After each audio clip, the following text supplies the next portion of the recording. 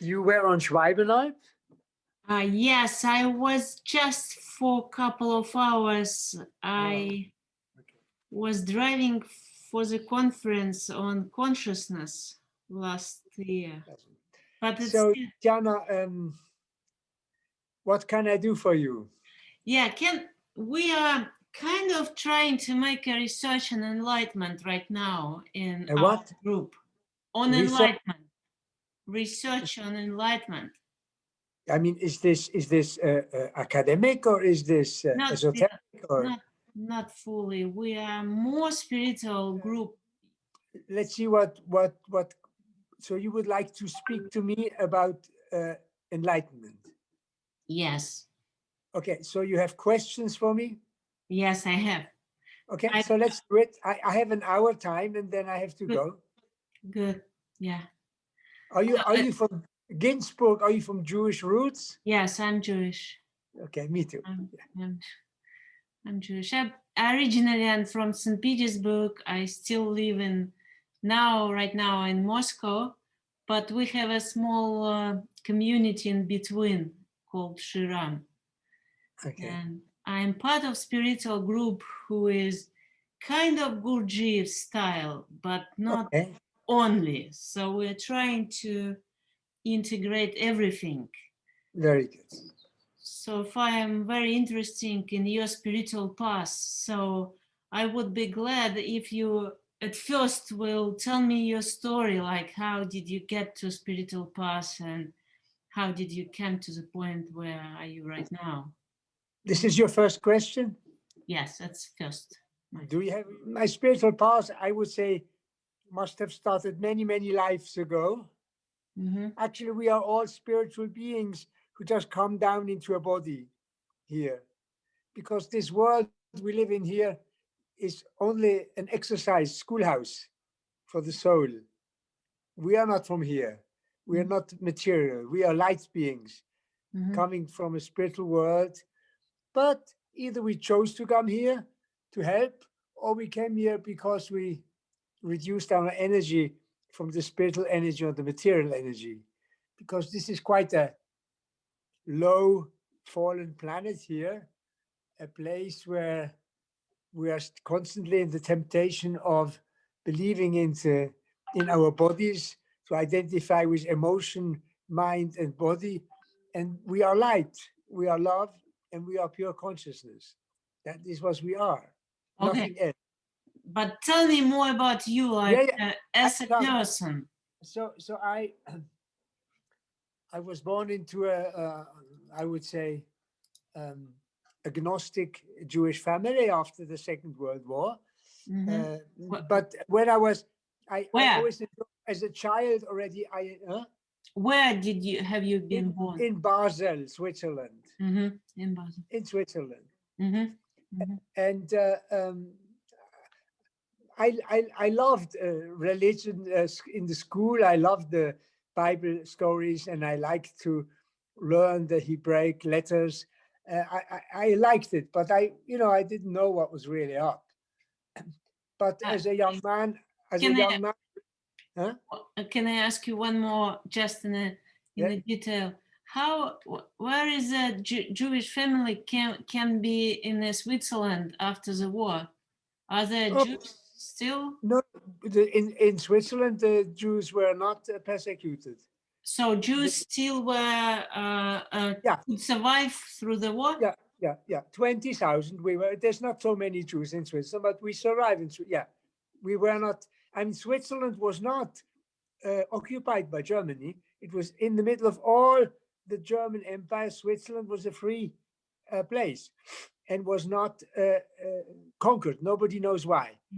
Lucky that most people in our family realized what was going on, and they left in the right time from Germany, and they didn't get stuck in places like Holland or Italy or so, where it didn't help much.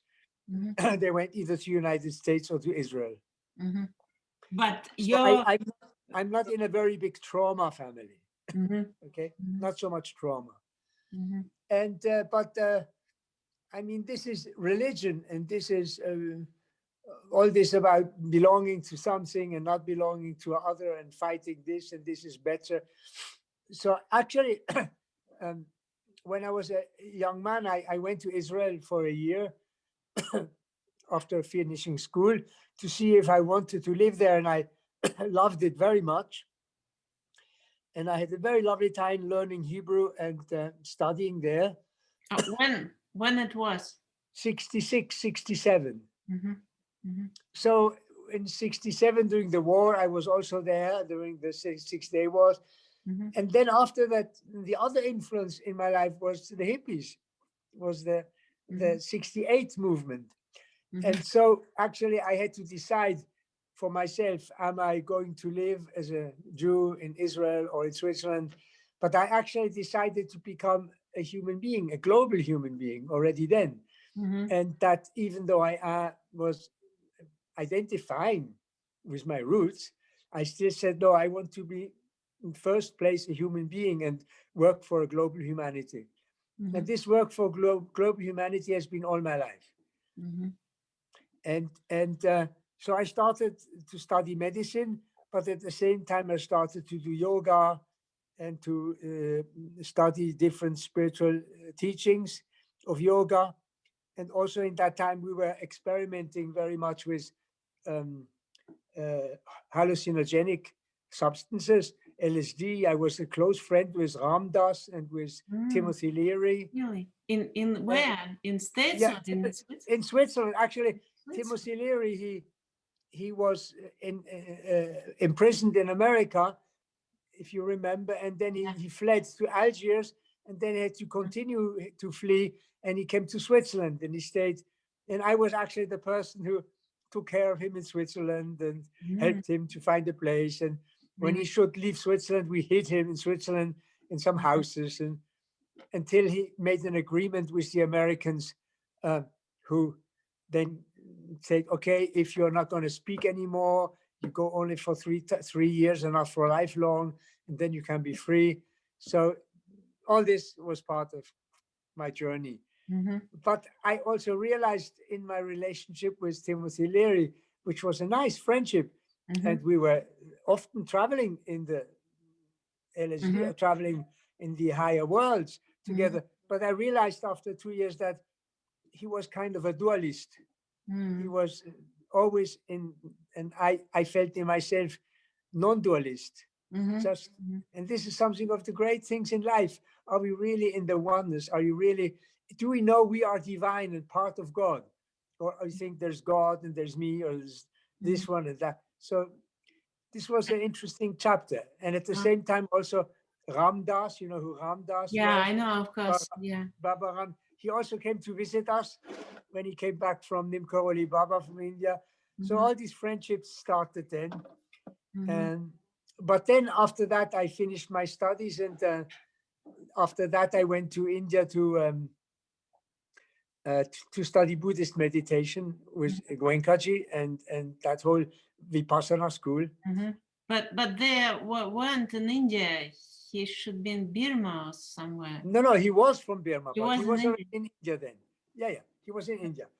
And Goenkaji, and I studied with him several 10-day seminars, and it was a really awakening, a big awakening to take refuge into Buddha, Dharma, and Sangha, and to understand the Buddhist Dharma, which is a beautiful spiritual reality. And so I started to practice that, and went back to Switzerland then and to America. And I was then a Gestalt therapist and a body work therapist. And I was teaching of this. So this was very early. I was one of the first ones to do this in Switzerland, to teach body work and to teach Gestalt therapy and all these things. And as a psychotherapist, as a medical psychotherapist. Did you study Gestalt from Fritz Perls? Yes, with his first disciples. I met him still. He died just about some weeks the time I came. But then his closest disciples in LA, I spent time with all that crew there in LA and up in Big Sur. Yes, that was a beautiful time too. And what But what's then, the name? With whom did you study? Alan Darbon and Bob Resnick and Jane Rainwater and the pollsters and many of those. Okay. All those were very close there. The pollsters and all this. You know very much about that time. Yeah, You are, yeah, I know.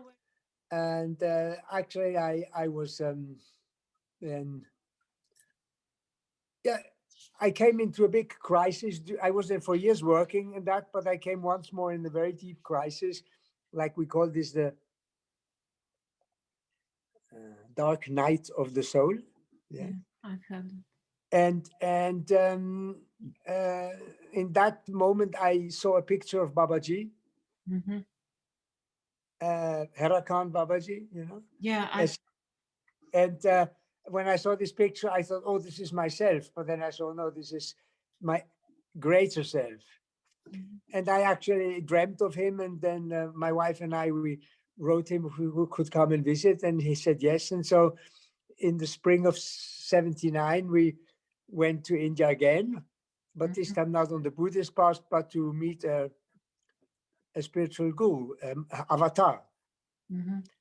And it took me a week to really examine and enter in that reality. But after a week, I realized that this was the highest thing I had ever experienced in my life, and that I was finding God on earth and a divine being, and that to devote myself and go a path of devotion with Babaji would be my next step. And so at the same time, the crazy thing is in that same year, I had met also a very lovely German shaman woman who was like a mother figure for Divine Mother, and she was with Sai Baba and with Babaji and was all, she was already in that complete unity of all different traditions, and she became our close friend and somewhat like an elder teacher.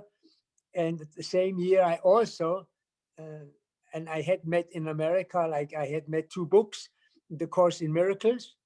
You may know what The Course in Miracles yeah, are. I know. It's like the highest way of finding the Christ. It's the Christ consciousness taught in the 21st century, you know. And then I met another book called The Keys of Enoch, Maftechot Chanoch. And this is like the greatest spiritual teaching I ever met, still to now in all these many, many, many years. And the Keys of Enoch is like a Kabbalah, but it is like a Kabbalah of science and spirituality, including all sciences, all spirituality. And when I met it 42 years ago, it was like showing all the things we know today and we didn't know 42 years ago. Everything was written, the whole what is coming now, and the whole story of the whole world and of all cosmoses. It's the cosmic. Will you called write me the name of the book? Maybe not now. The Keys of Enoch. Keys of Enoch. Keys, and it exists in Russian. Yeah, really? Okay, I will Google it.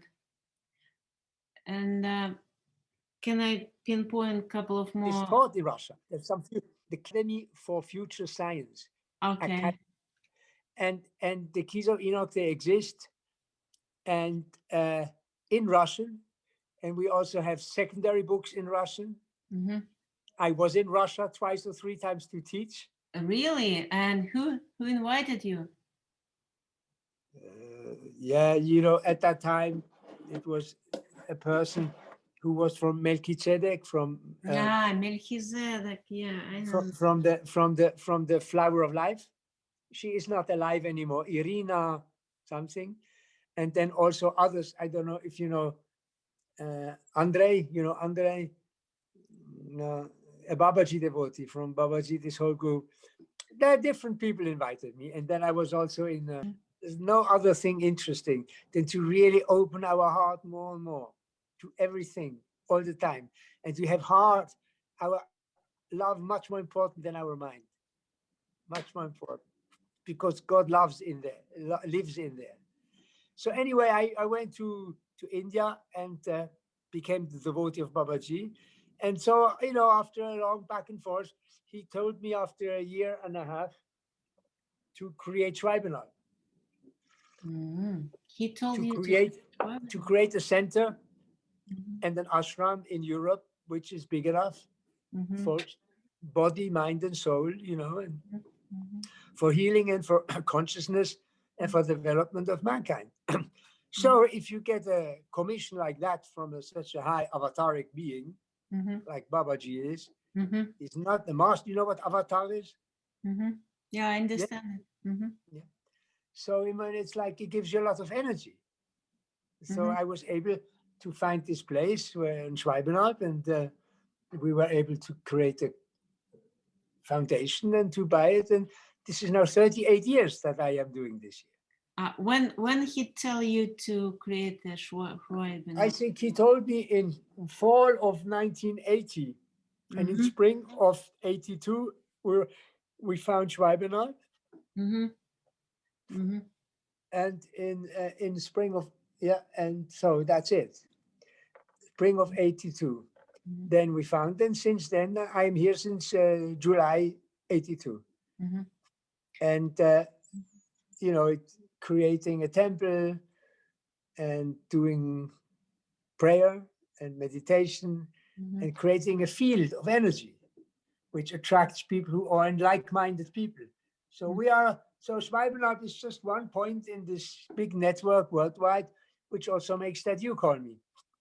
That we have a network of brothers and sisters on the planet who put God first and love first and materialism after and ego after.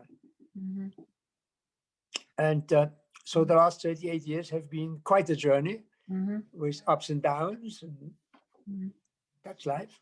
There's life, but there is also, so I call it center of unity from the beginning, and Babaji was happy with that I called it that way. And so we have been here celebrating many times celebrations with people from all traditions, all shamanic traditions, all religious traditions, all also cultural traditions, to bring people together to celebrate the humanity, the new age also. So Schwalbenau is like a crossing point of the traditions and the new age. Yeah. On the one hand, we are very much in the tradition. I look down on my fireplace where I do the fire ceremony since 38 years, not every day, but very often. But also we are very into the new consciousness and into the new world and in the new age of the Aquarius. So it is really a crossing point for those two. Okay, I've seen that. I understand. Huh? Yeah, I understand what you are saying. Can I just have some to ask a little bit more on your story? Yes, oh yes, you can. And also, I mean, if to talk about enlightenment, this is we haven't started talking about enlightenment. Yeah, I understand. We will come. We'll just in order to understand what you said. First of all, did you know Albert Hoffman? From the Hoffman process or what? No, from the psychedelic. If you know Timothy Leary and Ram Dass. Yes, I mean, I met him several times, but we were not very close. But I know him in Basel. Yes, I am from Basel like him. And he was our icon. He was what? Our icon. Icon. Icon. Yes. And tell me about your crisis. What was the crisis, and how did you finally get out of that? Through what? Okay, the crisis naturally is when you just go into deep depression because you don't find that what you're looking for, and you don't even know anymore what you're looking for, because you just find that everything you see is not that which you really think is important and what it's all about. And then you search and you don't find, and this is when you really start to knock on heaven and say, I want help, I want help, I want help. I understand that, but what was with you? What didn't you get? You've been almost I of enlightenment. had everything. I had a wife, I had a child, I had a profession, I had success, I had everything, but it was missing God, not knowing what, or even though I had a spiritual path, it was kind of still not for me deep enough. Even though I had very deep experiences on LSD, I was still missing something. Actually, I had experiences on LSD where I realized that the only thing that exists is love, and where I'd also seen the light beings. But in a way, it has to also touch our body. It has to be really there. And until we really have it in all our cells and we really feel it completely, we can get into our deep inner shadow. The shadow is doubting. The shadow is, it's a very psychological state also. It's a state of unhappiness which you cannot explain because there's no reason for it. But actually, when I met Babaji, he completely took it away. It was gone for the rest of my life. My wife says that she was alone. She says that she would always remember that when I, like after 1, 2, 3, 4 days there, I changed completely in only 1 week because I had found the essence. Now that was not outside, that was inside, but the mirroring. An avatar is not a person teaching this or that like Gurdjieff for a master. This is more than a master or a teacher. It is just the presence of God, and it is so strong that it's mirroring and you start to see it inside. And not that I stopped having shadow. Naturally, in the presence of Babaji, you see your light and your shadow, because it takes time in that the shadow goes. It's many, many years. I mean, it happens sometimes people are quick, but I was a normal speed person. And so, but from the moment I was into that, from the moment I was in that relationship and in that service,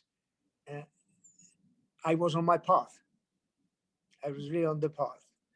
And my path always was not just following this teacher, but at the same time, I would be a pupil. When I went to him, I brought to him the Keys of Enoch. I brought him the book.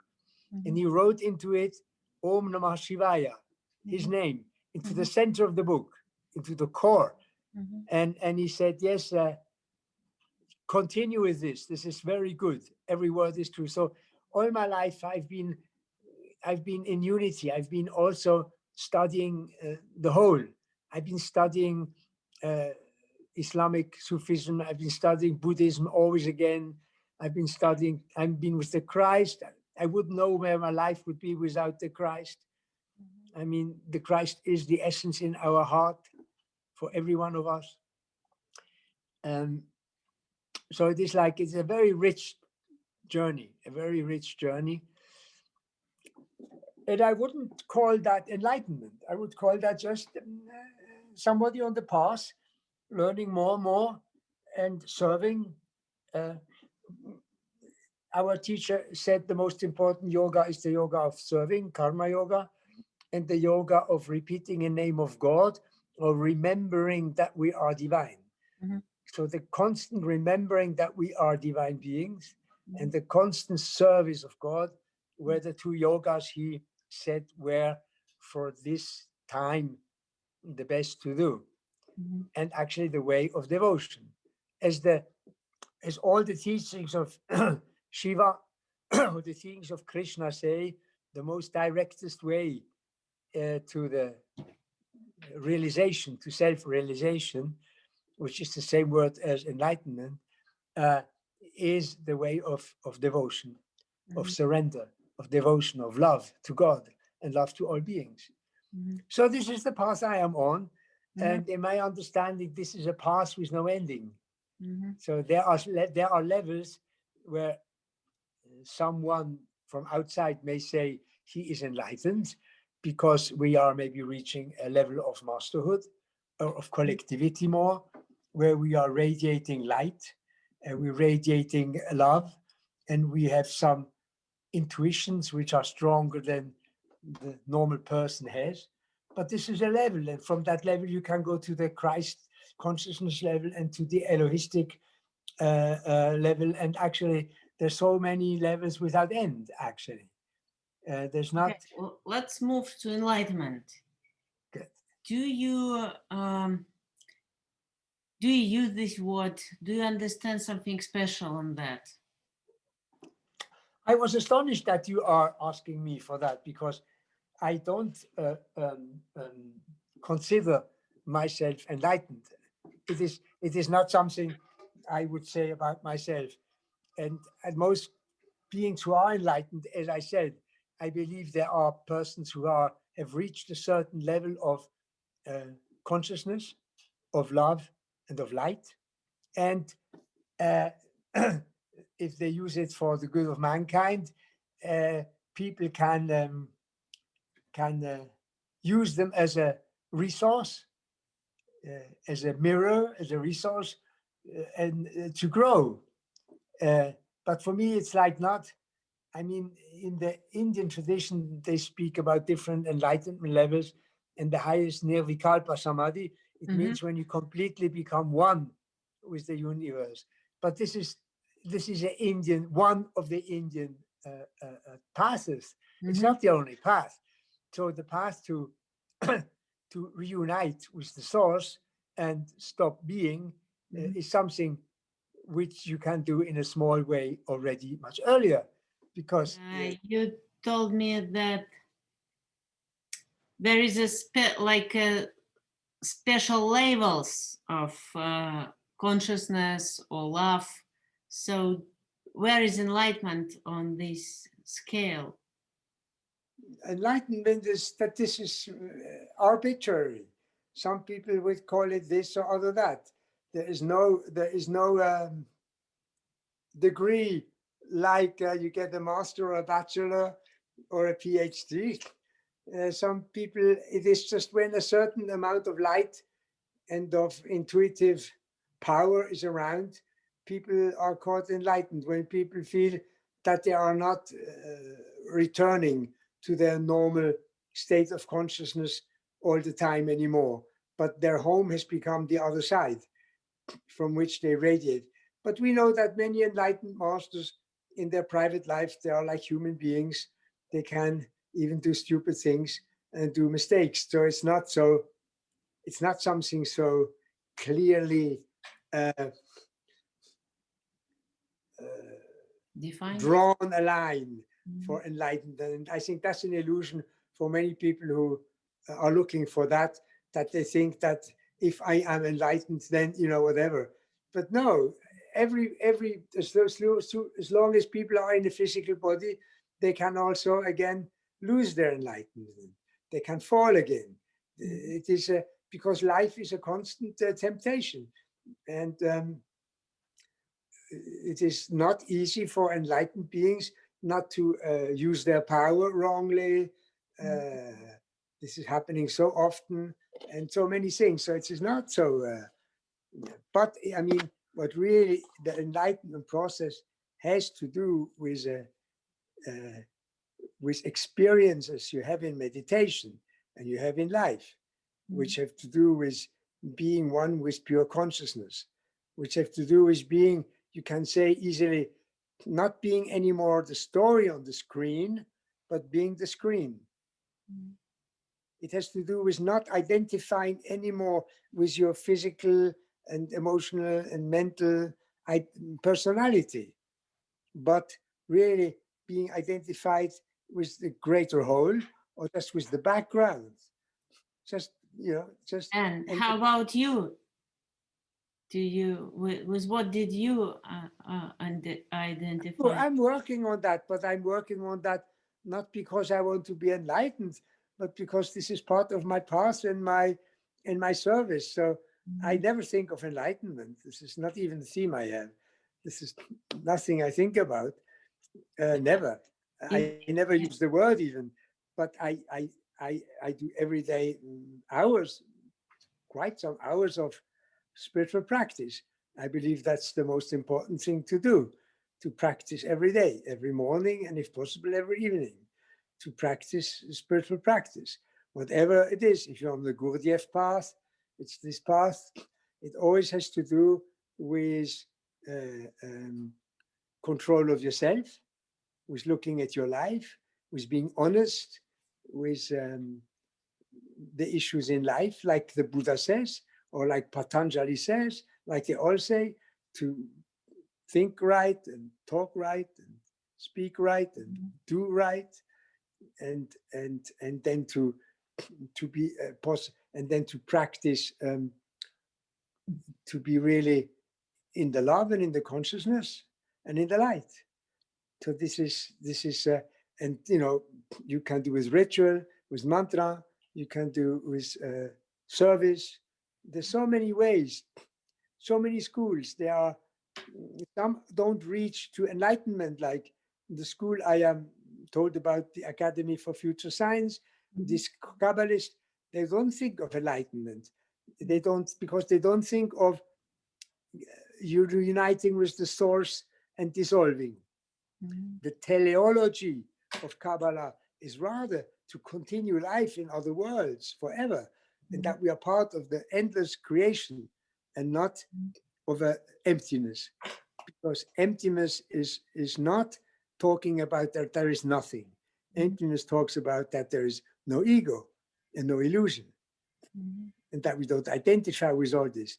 Emptiness is that we see that the things we see around us are empty.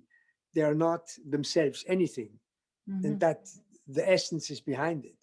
And the Buddhist path is different from a Hindu path and different from a Christ path. So they don't aim all to the same goal, but they all are focused on goodness, on love. Okay. And evolution of mankind. And so I am more interested in the evolution of all of mankind than in the enlightenment of one person. So my whole interest is to be able to share with sisters and brothers the light and the love. Is more interesting than that I am enlightened. I see enlightenment as a kind of ultimate involving evolution of human being. Maybe you just use another term, like, am I understand right that Babaji is represent this ultimate evolution for you? But Babaji is a Mahavatar. This is not a master. Can you become avatar? Beyond the masters, there's the Mahamasters. Beyond the Mahamasters, there's even higher beings. There's no art, and you know it. And actually, the human being can reach in itself all these levels. So it is not one level. So there is no ultimate. Finally, yes, the ultimate is this complete merging with the highest divine, but nobody would think that we can merge with Yud He Vav He. How do you want? You know, I mean, when this is, we still stay human beings. We still stay sparks of the divine, and the full divinity, which is our Creator Lord. I mean, it's just. But we can enter Shiva consciousness. We can become one with Shiva consciousness. Yes, we can. So that would be analog for enlightenment. Become one with Shiva consciousness. Yes, or Krishna consciousness. Or Krishna consciousness. Is it different consciousness or the same? Yes, all this is the same. There's no. The same. It depends of the level of absorption. If you absorb in Rama, in Krishna, in Shiva, in Baba, in the mother. Enlightened being is almost the same that becoming one with Shiva or Krishna. Yes, she is one at times. And Babaji also was kind of that. Yes. Babaji was an avatar. He came the way he was. Babaji wasn't born. Babaji came as he was. So he didn't have to go through any. The avatars, they don't make an evolution. They come already like this. They are the descendants of the divine on earth to help us when we are lost again, to be enlightened. to be enlightened, you have to have the first thing, you have to have that love and compassion and that understanding. You have to be at least in the fifth, if not in the eighth dimension. You have to really be aware of a much bigger picture. Like beings like Christ or Babaji, they live in everybody, they live in everyone. They are not only there. Like the Christ lives in us. They are much more big. They are, so that's much more than enlightened. Okay. If you are, How did you understand that he is avatar? who? Babaji. That's a good question. You see, I came there with all my doubts and pains, and being around him, I just saw how the others behaved. And I saw what a devotion and the love they had for him. So the first thing I saw is that he is evoking in people such an incredible love and devotion, and the beauty which is in a person who has devotion and love. The person is really surrendered. The beauty in these people, in their eyes and in the way they were, the beauty of these people showed me that he was something special. And then actually, then I experienced some things which really went beyond it. Like, for instance, one day I spoke to a woman, a friend, an Italian, about Babaji, and she told me how lovely he was. And, you know, and suddenly out of her eyes, he came and he walked through me. And it transformed my body completely. And like I ran to him, and so I really felt that he was not same as we are, but it was really another kind. It was like another level of reality. Like he had the electron more in his. So it felt like really, you know. But he died a death and left his body. So everything which happens on this planet is always in a human form. But we all come from this higher level. So in that sense, he left his body. When he left his body, he died. I mean, he died a human death this time, yes? Already in 1984, after only 14 years of being on the planet, he already left again. He was very short. Imagine, only 14 years. I know also Leonard Orr, the founder of Rebirthing. Did you know him? Yes, I knew him. He claimed he died. To he died only shortly, right? What? He died very shortly. Yeah, he died like 1 year ago, but he claimed to be immortal. Yes. And I was thinking that he claimed because of Babaji is immortal, so he. Yes, yes. He claimed to be immortal, but you know, we are all immortal because there is no death. Right, but he wanted to be immortal in a physical immortality. Way. Yes, yes. I knew him. He came to Schwalbenart. He gave seminars. This was his way of thinking. I never believe in that. For me, you can either, you know, you can prolong your life many times, and I'm sure you can also many times rejuvenate again with the right yogic powers and live 200, 300, 400, maybe somebody 2,000. I don't know, but this is not what it's about. Some people have to do that. There's, you know, human beings can't do anything. You know, with this human intelligence and with this connection to the divine, we can't do anything. We are able to play like Jascha Heifetz the violin. We can, like Rubinstein, play the piano.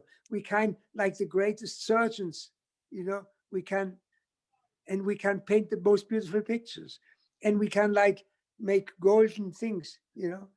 We can create computers and airplanes. We are incredible human beings, you know, like Einstein. We can understand the universe. So with the grace of the divine, we can enter the field of intelligence. We can feel the fields of love. I mean, it is not, to talk about enlightenment is like a small talking only in an Indian textbook, when we have the whole world, the whole cosmos. It's much bigger, everything.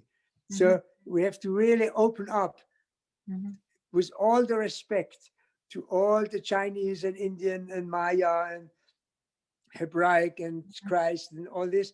With all the respect, we are ready to open up to a much more cosmic and or much more global understanding of being part of a tremendous experience of life and of being part of the divine hierarchy, the part of the divine life. And there, for me, the level enlightenment or the label enlightenment has become a label which I'm not even interested in, because I have to find my place 2020 in this drama which is happening, and in doing my best in this drama for all and for myself. And so it feels like a very individualistic way to think of my enlightenment or this or that or that. This is, I don't believe in that so much anymore. So in the Babaji tradition, there weren't idea of enlightenment or kind of ultimate stage of human development. No, I don't think this was never, I never read about Babaji. He never spoke about enlightenment, and his closest disciples were never called enlightened.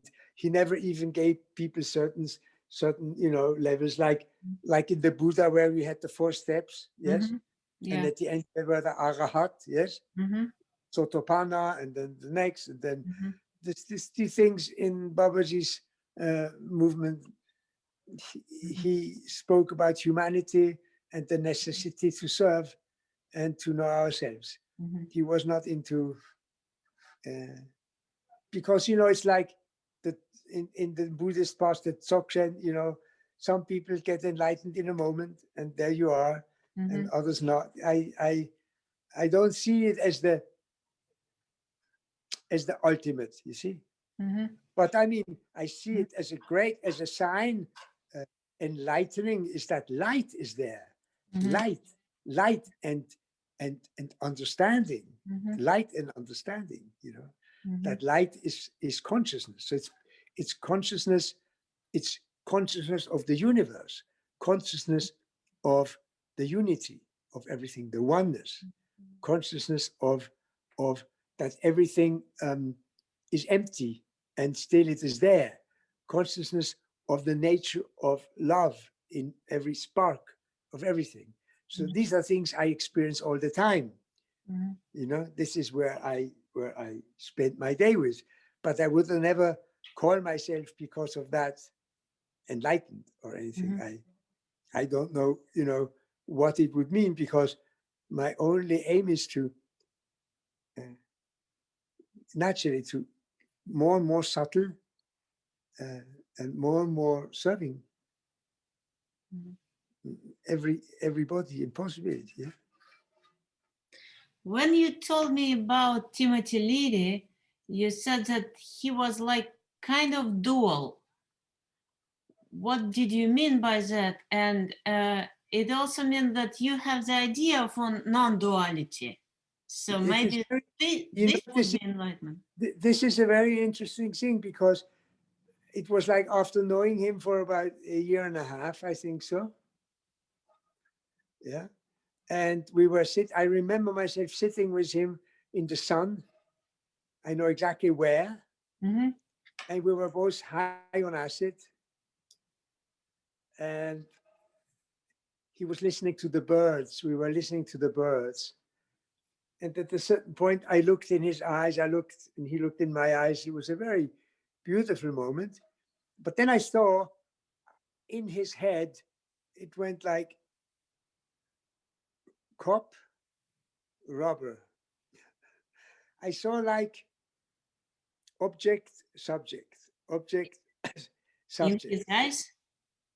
What? In his eyes? Just in the eyes? Everything important happens in the eye. Yeah. I thought, I just realized, I mean, when you take acid, all this is very... Yeah, I understand that, yeah. I mean, you see all the movements in the head, and I was just realizing that movement of duality in his thinking, And in his, but I mean, I'm sure he also had many moments of unity. And I, in that moment, was completely in my oneness. Mm-hmm. Mm-hmm. And so I was at that point, for the first time, I became aware, radically aware Mm-hmm. of the existential difference of duality and non-duality, you see. But this is something we work on a lifelong. I mean, I just spoke to one of my best friends, who is a Lama, Mm-hmm. who I've been friends with since 40 years. Mm-hmm. And we're very close friends. And we were talking on the phone. And, you know, we were just saying, this is something we work on a lifetime, even if we are enlightened, on the questions of duality and non-duality. Because when we are standing up from our meditation, Mm-hmm.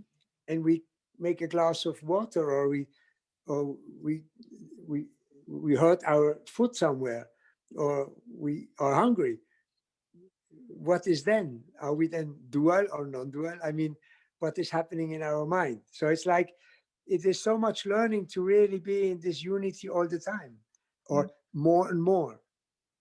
Mm-hmm. So it's like transforming our matter more and more into light.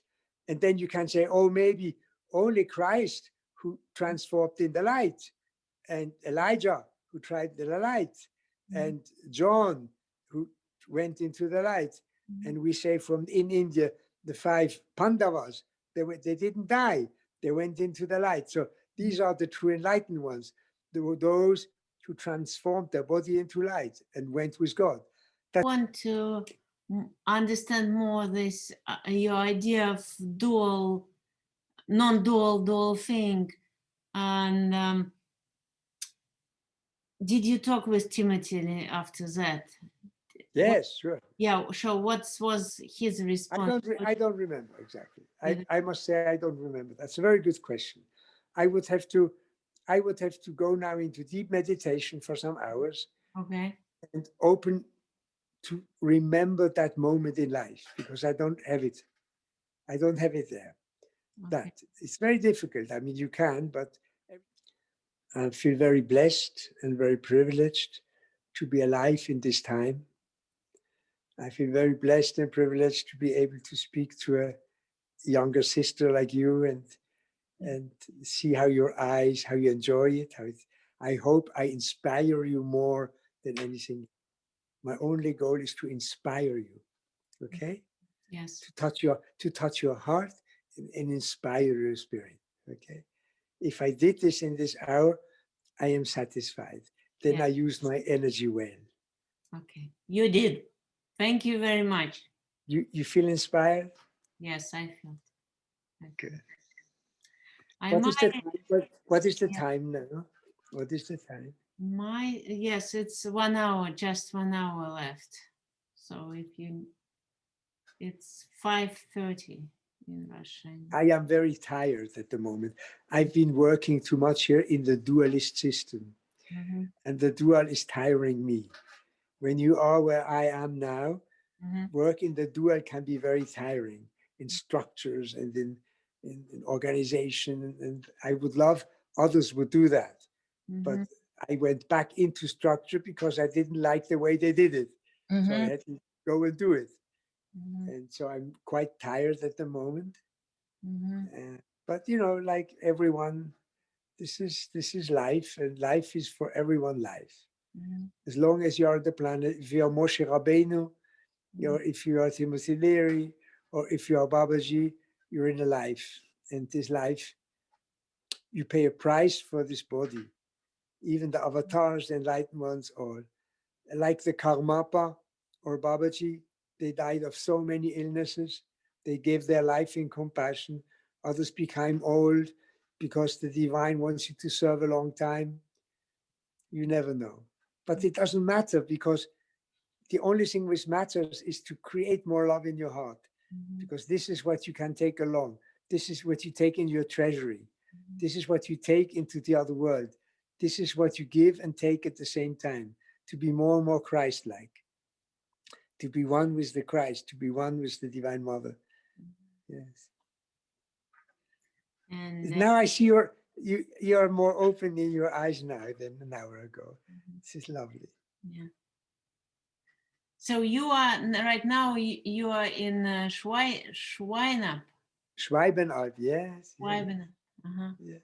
And I live here. What? Yeah, and you are kind of developing the community. Yeah, we're always in development. I mean, if you are a pioneer project like all these Gen projects, you're always in, in transformation. And I mean, you know, the time now, I mean, we are coming to a big change in civilization. This is all going to stop. We are at the decline of a civilization. It's not going to go up more again. And no, the climate change goes to the end, you know. It's all going towards the end. We're coming to an omega of an alpha omega system. And material systems and material creations like this galaxy, they have a beginning and an end. And in this galaxy, also every civilization has a beginning and an end. And after the end, there will be a beginning, but there will be a big change, very big. And if you're interested to understand the change on a higher level, you read the Keys of Enoch. You study them. So you're preparing a mega in your community? No. You know that, you know, here, Brack, you know your prayers and all? Have you been educated? No, what kind of prayers?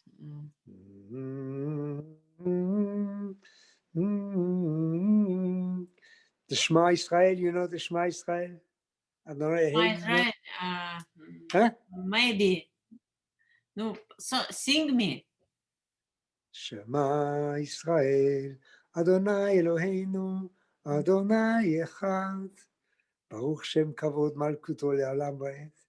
Or you know, Avinu Malkeinu, Avinu Malkeinu, Avinu Malkeinu, Chaneinu Ve'aneinu, V'ein Banu Ma'asim, Aseh Itanu, Tzedaka V'chesed, Aseh Itanu, Tzedaka V'chesed, V'hoshiyeh. How do you understand God? Like a Jewish God or like Indian God, or you know? All the same. I just say, as I said, it is not only energy and it is not only consciousness, it is also being. Because it says in the Bible, we are one in his image and likelihood, okay? Image and similitude. And so God is also being like us, because you have to be a being to love. Energy doesn't love. Consciousness doesn't love. Beings love. Divine beings love. Angels, avatars, human beings, the divine. It's all about loving. Right, but when you had the God and yourself, this is a duality. Huh? This is a duality when you have God and you. No, is one. We are living in that God. No duality. No duality. No. We are part of that. We're all part of that God. That's the lovely thing. We are part of that. Of that one incredible being. And it lives in us also. So no problem. It lives in us and around us. So we're completely, and every cell is full of it.